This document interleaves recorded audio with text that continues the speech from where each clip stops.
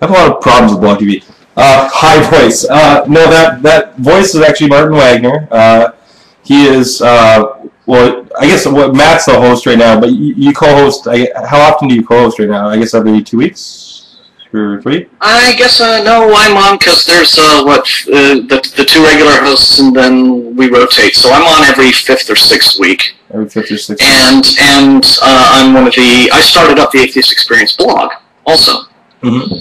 So it's my involvement there. So yeah, part of the rotating co-host group of Atheist Experience, and as I said, I think the show is better since we chose to do it that way instead of just having a regular, same 2 guys every week. We get a lot more variety of viewpoints, different personalities, and it also shows that atheism itself is just a far more versatile and broad-reaching. Philosophical stance, way to live your life, whatever you want to think of it, than some people might suspect. It's wonderful, and I've met such a terrific bunch of people being involved in it.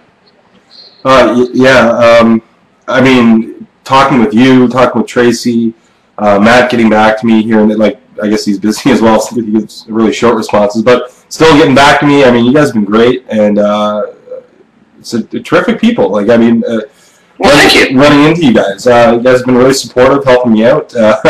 I guess you guys went, hey, they're trying to do the same thing over in Toronto. Let's give them a hand, and you guys have. So yeah, it's been well, good intentions should be rewarded, and all atheist media, I think, falls in that category. So we want to see it all spread and spread and spread, like little atheist media exercises popping up like mushrooms around the continent. I would imagine I'm nowhere near the first or the last. So, I'm glad we have somebody up in Toronto representing. Anyway.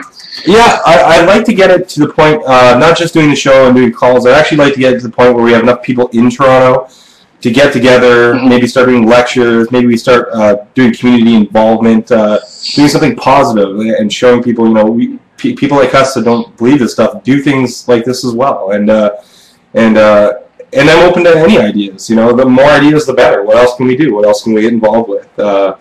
That's exactly how it's going to work. I mean, the ACA started out as a bunch of atheists who wanted to meet other atheists, and so we would meet Sunday mornings in a bagel shop. That's what ACA started out as. So it's a little handful of atheists getting together Sunday mornings in a bagel shop to have bagels and coffee and breakfast and eat and talk with other atheists.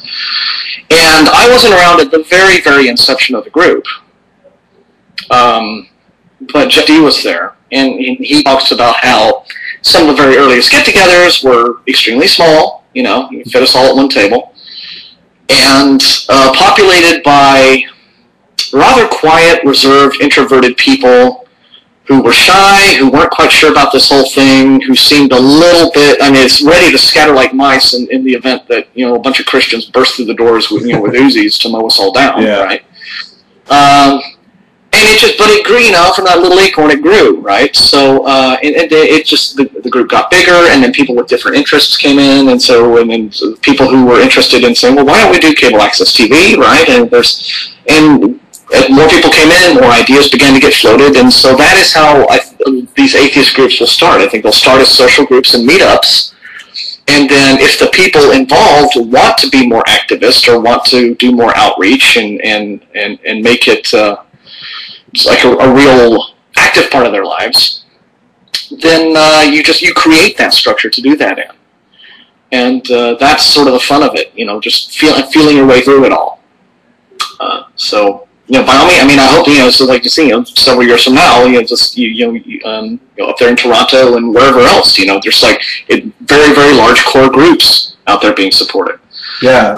Seattle Atheists with their Ask an Atheist show, they've got a little following now. They started out just like we did. The Sydney Atheists, all the way down in Australia, were doing media outreach. They were, inspired by Atheist Experience. Yeah, I got a couple of people from Australia on their site. That joined up, one from Queensland and one from Melbourne, I think. And I was surprised. It's like, how did you even find my site? It's like in Toronto, But you found it, and I was like, I have no idea. I guess maybe on YouTube they came across it or something. I'm not sure, but they found it. But yeah. Sorry. Hooray for the internet! It's a wonderful thing, right? It is. It's pretty crazy. But well, we have some people in the chat room. I was going to say, if anybody has a question for Martin, maybe now is a good time to ask. As per usual, more people are just watching than actually in the chat. But yeah, if anybody wants to ask Martin a question, he's from the Atheist Experience. If you're not sure who he is, I guess we'll just wait on that. Sure. No worries. So it's a lazy Saturday. It is. Oh, we got a question for you. I can't actually read the chat room because I can't remember what my Blog TV ID is, like an idiot, because I only ever did Blog TV once or twice. All right, I'll read them out for you. So we got one from Guest Infidel, who said, "I've been wondering, how big are the ACA's get-togethers now, typically?" Wow. We now have so many different kinds that they can vary. So I think I don't actually make it to the Sunday brunches, but I've been a couple of times, and there may be like a dozen or so folks there. Casey's here. The after-show dinners, however, have become very big because, and I mean, like it got to the point where we were just annoying the one restaurant that we would go to every time because it was like we'd have 30 people show up. The bat cruise that we do every September down here is bringing in well over 100 people now. Between 100 and 150 people come to do that. There are maybe a good dozen or so who do the Thursday night happy hour at the Dog and Duck. So there are now a variety of different activities. It's not just the morning brunch and the bagel shop thing. Right. But there's a little something for everyone now. So, but depending on the get-together, we can have anywhere from a dozen to up to 3 dozen people at once for the regular things, for like the dinners and the meetings and what have you. And then for a special occasion, like the bat cruise, the floodgates will open. And that's a really exciting thing to see. I mean, I never would have expected, again, 10 years ago when I was just new with the group, that we'd be hiring a cruise boat and going up and down the river, and there'd be 120 of us in this thing. That just would be a completely alien idea back then.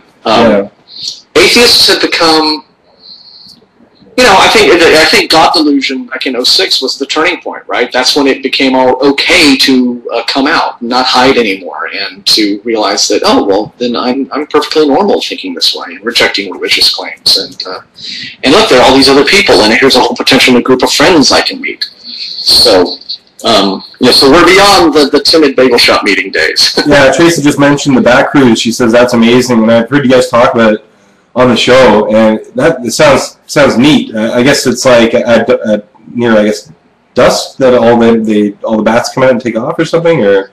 Yeah, we have in Austin we have the largest urban population of bats, the little Mexican brown bats in the country. There's the main bridge, the main artery through downtown is Congress Avenue. The Congress Avenue Bridge, which goes over the river there, has underneath in its little concrete crevices and its structure something like 2.5 million of these bats. And they migrate, so they're like there at a certain time of year, what have you. But yeah, dusk comes and they all just flood out in their hundreds of thousands to, deplete the population of mosquitoes in the city. And then really, it's something else to behold. They just come out in sheets, right? And so that's people routinely. That's a tourist attraction down here. Austin, interestingly enough, for being a very hot southern city, this will amuse you being a Canadian. We had a nice hockey team. I don't know if you ever played the Leafs. Yeah, no, it was the Ice Bats. They're still doing it, but I don't know if they ever played the Leafs. I don't know if they were in that league, but we had a hockey team, the Ice Bats, right? So like the bats have become part of Austin's identity. No, they may have played in like the American Hockey League or something like that, but yeah, probably. It's probably There was also WHA teams